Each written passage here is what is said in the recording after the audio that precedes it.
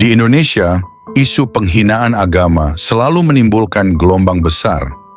Bukan hanya karena sensitif, tapi karena di negeri ini, iman masih menjadi identitas banyak orang. Tindakan kecil di kamera, satu kata, satu simbol, satu gestur, bisa menyalakan amarah banyak pihak, menimbulkan reaksi hukum, bahkan menggetarkan bangsa. Salah satu contoh yang sempat ramai, seorang wanita di Bengkulu yang viral karena menginjak Al-Quran dalam sebuah video. Dalam rekaman itu, ia menantang dan berbicara dengan nada tinggi. Tetapi kemudian, dunia maya meledak. Aparat bergerak, masyarakat marah, dan akhirnya ia muncul di depan publik meminta maaf dengan tangisan. Hukum manusia bekerja, tapi langit tetap diam. Dan disinilah muncul satu pertanyaan yang mengguncang hati. Apakah kitab lain tidak berarti apa-apa di mata Tuhan?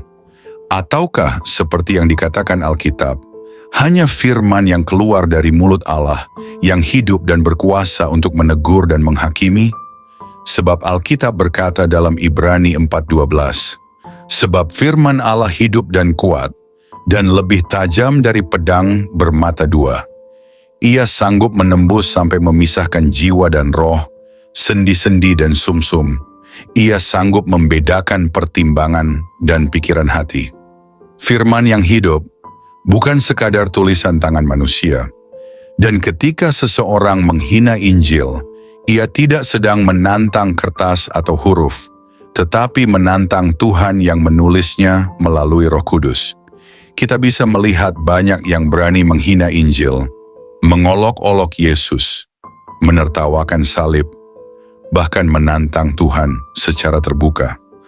Beberapa mungkin merasa tidak terjadi apa-apa pada awalnya. Namun seperti benih yang tertanam di tanah, akibatnya sering muncul perlahan. Tuhan tidak membiarkan dirinya dipermainkan. Apa yang ditabur manusia, itu juga yang akan dituainya. Galatia 6 ayat 7. Shalom saudara-saudari terkasih dalam Kristus. Di dunia yang penuh keberanian tanpa takut akan Tuhan, kita menyaksikan sesuatu yang aneh. Ada orang yang berani menginjak kitab suci lain di depan kamera, dan hidupnya tetap berjalan seperti biasa. Tidak ada kutuk, tidak ada sakit, tidak ada tanda. Semua aman-aman saja. Jawabannya, hanya hati nuranimu yang tahu. Namun ada konsekuensi hukum atas tindakan tersebut. Masalah hukum penghinaan terhadap ajaran lain tetap ada. Tahun 2020, seorang konten kreator di Jawa Timur muncul di media sosial. Dengan sombong ia berkata, Alkitab itu cuma cerita dongeng. Ia menertawakan iman Kristen dan menantang Tuhan secara terbuka. Tapi hanya beberapa minggu kemudian, akun itu hilang dan ia dikabarkan mengalami gangguan jiwa berat. Manusia mungkin bilang, itu kebetulan. Tapi bagi mereka yang hidup dalam roh, itu bukan kebetulan. Itu peringatan dari langit. Tahun 2018 di Sulawesi, sekelompok orang membakar gereja kecil. Mereka menginjak-injak Alkitab sambil berteriak menghina. Namun dalam hitungan bulan, 2 dari mereka meninggal dunia dalam kecelakaan, dan 1 lainnya lumpuh tanpa sebab medis yang jelas.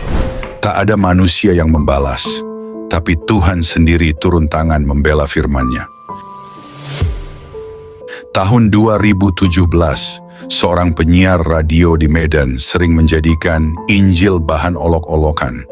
Ia memparodikan firman Tuhan di udara, namun di tengah siarannya, tiba-tiba ia terdiam, tak bisa bicara, terkena stroke ringan di tempat. Dan hari itu juga karirnya berakhir. Firman yang dihina membungkam lidah yang menghina. Maka jangan heran ketika seseorang berani menginjak kitab lain, hidupnya tetap seperti biasa. Namun beda halnya ketika seseorang berani menghina Injil. Sebab Injil bukan hasil karya tangan manusia. Injil adalah napas Allah sendiri. Firman yang hidup, yang menembus hati, yang menegur dan menghakimi. Tahun 2021, seorang bernama Yahya Waloni dulunya pendeta, tapi kemudian menjelekkan Injil dan menghina Yesus di hadapan banyak orang. Ia tertawa, merasa kuat, merasa benar. Namun tak lama setelah itu, ia ditangkap, tubuhnya mulai rapuh, dan pada 2022 hidupnya berakhir. Dan dunia melihat, Tuhan tidak pernah lupa akan namanya yang dihina. Itulah bedanya antara menghina kitab lain dan menghina Injil Yesus Kristus. Ketika seseorang menginjak kitab buatan manusia, hidupnya sering berjalan seperti biasa. Tidak ada tanda, tidak ada kutuk, tidak ada getaran dari langit. Sebab yang diinjak hanyalah tulisan tangan manusia, bukan firman yang hidup. Namun ketika seseorang menghina Injil, ketika ia merendahkan nama Yesus Kristus, maka ia sedang menantang sang firman itu sendiri. Tuhan yang hidup, yang menulis dengan darahnya di atas kayu salib. Dan disitulah perbedaannya nyata. Satu adalah huruf mati, yang lain adalah roh yang hidup dan berkuasa. Yang satu bisa diinjak tanpa akibat, tapi yang satu lagi, membalas bukan dengan tangan manusia, melainkan dengan kuasa surgawi yang tidak bisa ditolak. Apakah ini semua kebetulan? Ataukah Tuhan sedang memperingatkan dunia bahwa namanya tidak boleh dipermainkan? Hanya Anda sendiri yang bisa menjawabnya. Jika hati Anda masih percaya pada Yesus Kristus, Sang Firman yang hidup, yang dahulu dihina, tetapi kini berkuasa atas segala kuasa di bumi dan di sorga.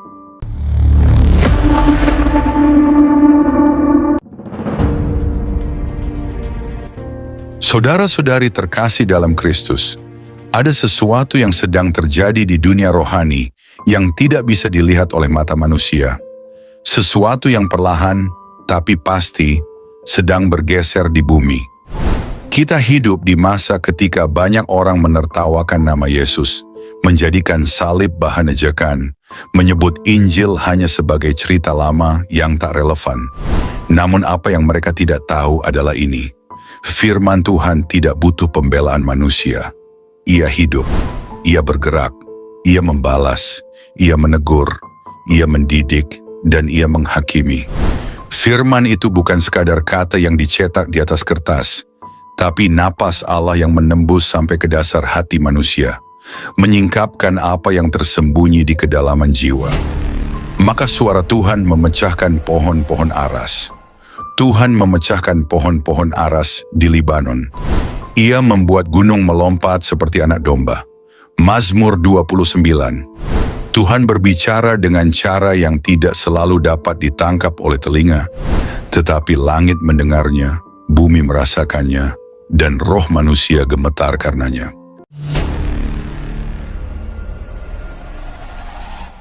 Dan sekarang lihatlah dunia di sekitar kita. Begitu banyak yang berani menantang Tuhan secara terbuka. Ada yang menghina nama Yesus di atas panggung, ada yang menjadikan Injil bahan candaan di media sosial, ada yang merendahkan salib di depan kamera. Namun Tuhan berkata dalam Yeremia 23 ayat 29, "Bukankah firmanku seperti api, demikianlah firman Tuhan, dan seperti palu yang menghancurkan bukit batu?" Ya, firman itu membalas bukan dengan kebencian, tetapi dengan kuasa yang tidak dapat ditahan. Ia membalas dengan keadilan. Ia mengizinkan dunia melihat bahwa tidak ada yang bisa menentang dia dan tetap berdiri tegak. Dan siapa yang dapat melawan firman yang hidup itu? Bangsa-bangsa sudah mencobanya. Para raja sudah menantangnya. Filsuf, ilmuwan, bahkan pemimpin agama pun telah mengoloknya. Namun sejarah membuktikan yang melawan firman akhirnya dikalahkan oleh firman itu sendiri. Firman Tuhan pernah berfirman melalui Nabi Nahum, Tuhan itu Allah yang cemburu dan pembalas, Tuhan itu pembalas dan penuh kehangatan murka. Tuhan membalas terhadap para lawannya dan menaruh dendam terhadap musuh-musuhnya. Nahum 1 ayat 2, karena dunia lebih suka mendengar tentang kasih, bukan murka, tapi kasih yang sejati tidak bisa dipisahkan dari keadilan. Kasih tanpa keadilan adalah kompromi, dan keadilan tanpa kasih adalah kekejaman. Namun di dalam Tuhan, keduanya sempurna. Ia panjang sabar, tapi bukan berarti ia lemah. Ia penuh kasih, tapi bukan berarti ia buta terhadap penghinaan. Dan ketika manusia terus menertawakan namanya, pada saat itulah langit mulai menulis kembali sejarahnya.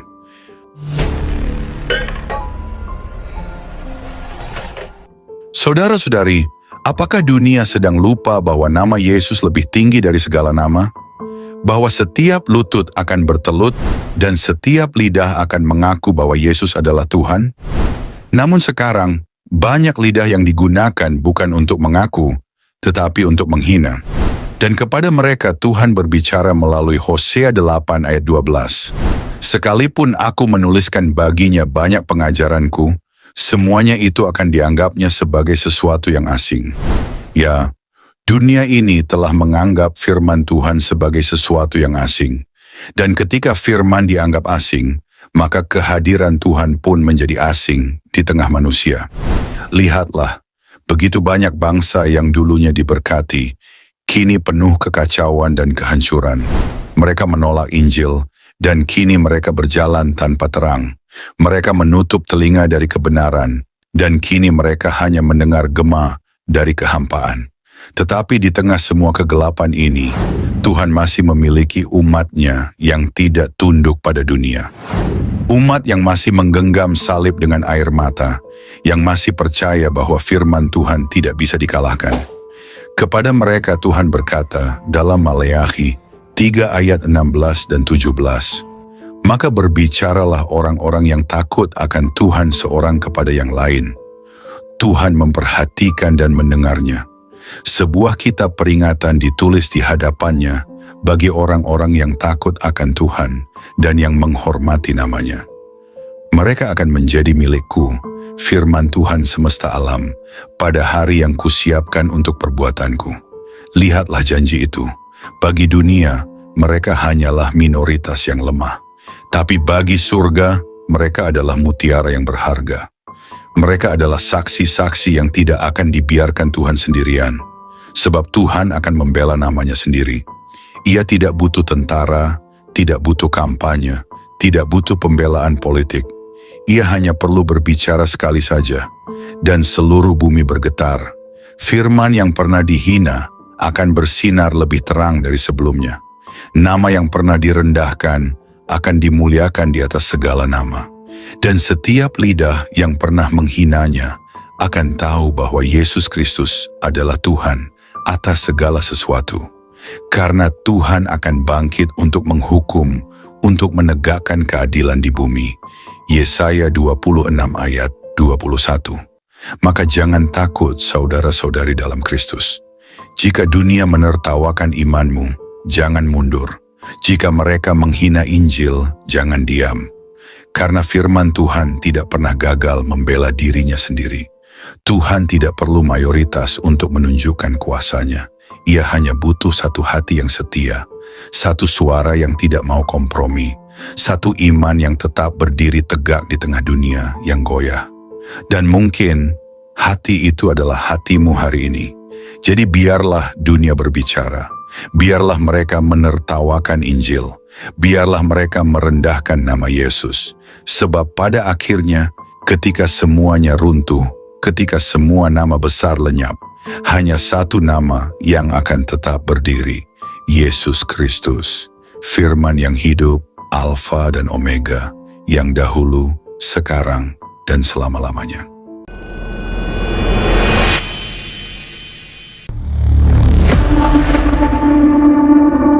Saudara-saudari terkasih dalam Kristus, terima kasih sudah mendengarkan renungan firman Tuhan sore ini. Bukan suatu kebetulan jika saudara ada di sini saat ini. Tuhan sendiri yang mengatur langkahmu, Tuhan sendiri yang mengetuk pintu hatimu, dan Tuhan sendiri yang menanamkan firman-Nya ke dalam jiwamu sore ini. Biarlah setiap kebenaran yang telah kita dengar tidak berhenti hanya di telinga, tetapi menembus hati, mengalir dalam pikiran, dan diwujudkan dalam perbuatan. Renungan ini bukan hanya perenungan, ini adalah panggilan. Panggilan untuk bertobat, panggilan untuk kembali, Panggilan untuk bangkit dan berjalan dalam kebenaran yang sejati. Karena kita tidak tahu berapa banyak sore lagi yang Tuhan izinkan untuk kita. Kita tidak tahu apakah esok masih milik kita. Tapi hari ini, sore ini, adalah anugerah yang tidak boleh disia-siakan. Mungkin ada banyak hal yang belum saudara mengerti. Banyak luka yang belum sembuh. Banyak doa yang belum terjawab. Tapi percayalah, Tuhan tidak pernah tutup telinga terhadap jeritan jiwa yang jujur.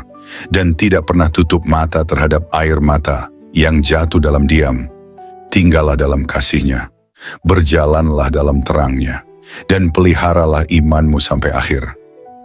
Sore ini mungkin telah berakhir, tetapi firman yang telah tertanam dalam hati kita, biarlah itu terus tumbuh, menguatkan, menyucikan, dan membentuk kita menjadi serupa dengan Kristus. Bukan hanya hari ini, tapi sampai hari di mana kita bertemu muka dengan Dia yang kita imani. Jangan lelah melakukan yang baik. Jangan menyerah meski badai belum reda. Tetaplah percaya bahwa Tuhan tidak pernah melepaskan tangan-Nya dari orang-orang yang berharap kepadanya. Sampai jumpa di renungan firman Tuhan berikutnya. Tetap setia, tetap menyala dalam kasih, dan tetap berjalan bersama Sang Gembala Agung, Yesus Kristus yang hidup dan akan datang kembali. Tuhan Yesus memberkati saudara semua. Mari kita berdoa. Terima kasih Tuhan Yesus. Terima kasih untuk sore yang penuh anugerah ini. Untuk setiap napas yang masih Kau izinkan berhembus dalam tubuh kami. Untuk setiap detik yang Engkau beri, agar kami bisa duduk diam di hadapan-Mu, mendengarkan suara-Mu melalui firman yang hidup, yang menusuk hati, yang mengguncang jiwa, namun juga mengobati luka dan mengangkat kami dari kejatuhan. Tuhan Yesus, sore ini kami datang bukan hanya membawa telinga kami, tapi membawa seluruh keberadaan kami ke hadapan tahta kasih-Mu. Kami datang dengan hati yang kadang kotor, pikiran yang sering goyah, dan semangat yang mulai padam. Tapi firman-Mu sore ini membangkitkan kami kembali. Engkau berbicara bukan hanya lewat huruf dan kata, tapi lewat roh yang menghidupkan. Kami tahu Tuhan, seringkali kami mengabaikan suara-Mu. Kami terlalu sibuk dengan dunia, terlalu sibuk mengejar yang fana, hingga lupa bahwa Engkaulah sumber kehidupan sejati. Namun hari ini kami diingatkan lagi, bahwa tak ada satu pun dalam dunia ini yang lebih berharga dari hadirat-Mu. Engkaulah mutiara yang mahal, harta terpendam yang layak kami tinggalkan segalanya demi mendapatkannya. Ajari kami untuk mencintai-Mu lebih dari segala yang kami miliki. Terima kasih karena firman-Mu menegur kami, bukan untuk menghancurkan, tetapi untuk membentuk. Karena Engkau tidak membiarkan kami larut dalam jalan yang salah, namun menuntun kami kembali ke jalan yang sempit, jalan salib, jalan pengorbanan, jalan kebenaran. Tuhan Yesus, sore ini kami mengangkat tangan dan hati kami kepadamu. Segala yang telah kami dengar, biarlah tidak hanya tinggal dalam pikiran, tanamkan itu dalam hati kami yang paling dalam. Ubah kami mulai dari dalam, jadikan kami pelaku firman, bukan hanya pendengar setia. Berikan kami hati yang lembut, hati yang sanggup menerima koreksi, dan tidak lari dari cahaya-Mu saat dosa kami disingkapkan. Ajari kami mencintai kebenaran, meski kebenaran itu menyakitkan. Ajari kami berjalan dalam kasih, meski dunia membalas dengan kebencian. Tuhan, jadikan kami terang di tengah kegelapan, garam di tengah kebusukan dunia ini. Dan ketika nanti malam datang, dan kesunyian menggantikan keramaian, biarlah firman-Mu terus bergema dalam hati kami. Biarlah suara-Mu lebih nyaring dari hiruk-pikuk dunia. Dan ketika kami tidur malam nanti, biarlah kami tidur dalam pelukan kasih-Mu, dengan hati yang sudah dipulihkan, jiwa yang sudah disegarkan, dan semangat yang kembali menyala untuk berjalan bersama-Mu besok pagi. Tuhan, kami tahu hari-hari ini tidak mudah. Kami hidup di zaman yang gelap, di zaman di mana kebenaran dikompromikan, iman diperjualbelikan, dan kasih menjadi dingin. Tapi kami mohon, Jangan biarkan hati kami menjadi seperti dunia. Teguhkan kami, tanamkan keberanian dalam jiwa kami. Berikan kami api dari surga yang tidak padam, untuk tetap setia sampai akhir. Kami tahu jalan sempit itu tidak mudah, tapi kami tahu Engkau menyertai setiap langkah yang kami ambil. Meskipun air mata kami jatuh, Engkau mengumpulkannya dalam kirbat-Mu. Meskipun kami berjalan dalam lembah kelam, Engkau tetap setia menggandeng tangan kami. Kami tidak sendiri, kami tidak ditinggalkan. Berkati setiap orang yang mendengar renungan sore ini, dimanapun mereka berada, apapun pergumulan mereka, biarlah kasih-Mu menjamah dan menjawab mereka satu persatu. Angkat yang tertunduk, pulihkan yang remuk, dan kuatkan yang nyaris menyerah. Sore ini, kami pulang dari hadapan firman-Mu, bukan sebagai orang yang sama, tapi sebagai orang yang telah disentuh surga. Kami pulang dengan damai, kami pulang dengan harapan baru, kami pulang dengan keyakinan bahwa Engkau tetap berdaulat di atas segala hal yang tidak kami mengerti. Dan jika malam ini adalah malam terakhir kami di dunia ini, biarlah kami ditemukan tetap setia, tetap percaya, dan tetap memandang wajah-Mu. Kami rindu saat Engkau datang kembali, Tuhan. Kami rindu melihat langit terbelah, malaikat meniup sangkakala, dan Engkau turun dengan kemuliaan. Jadikan kami mempelai yang siap. Jadikan kami gereja yang berjaga-jaga. Jadikan kami umat yang tidak tertidur. Kami tidak ingin Engkau datang tiba-tiba, dan kami masih bermain-main dengan dunia. Bangunkan kami, Tuhan. Sadarkan kami. Segarkan kami. Dan kuduskan kami hari demi hari. Terima kasih Tuhan Yesus. Segala pujian hanya bagi-Mu, segala kemuliaan hanya bagi nama-Mu, dan segala hidup kami hanya bagi kehendak-Mu. Dalam nama Tuhan Yesus Kristus, Tuhan yang hidup, Tuhan yang akan datang kembali, kami menutup renungan sore ini dengan penuh syukur dan kerendahan hati. Amin. Mari kita berdoa. Bapa kami, Bapa kami yang di sorga, dikuduskanlah nama-Mu. Datanglah kerajaan-Mu, jadilah kehendak-Mu di bumi seperti di sorga. Berikanlah kami pada hari ini makanan kami yang secukupnya. Dan ampunilah kami akan kesalahan kami, seperti kami juga mengampuni orang yang bersalah kepada kami. Dan janganlah membawa kami ke dalam pencobaan, tetapi lepaskanlah kami daripada yang jahat. Karena Engkaulah yang mempunyai kerajaan dan kuasa dan kemuliaan sampai selama-lamanya. Amin.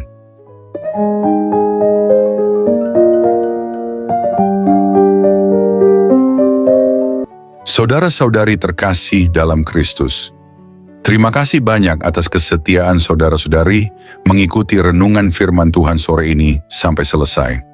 Semoga setiap firman yang telah kita dengar, setiap pesan yang telah menyentuh hati, dan setiap doa yang telah kita panjatkan bersama, sungguh-sungguh menjadi kekuatan dan penghiburan bagi hidup saudara di hari-hari yang penuh tantangan ini.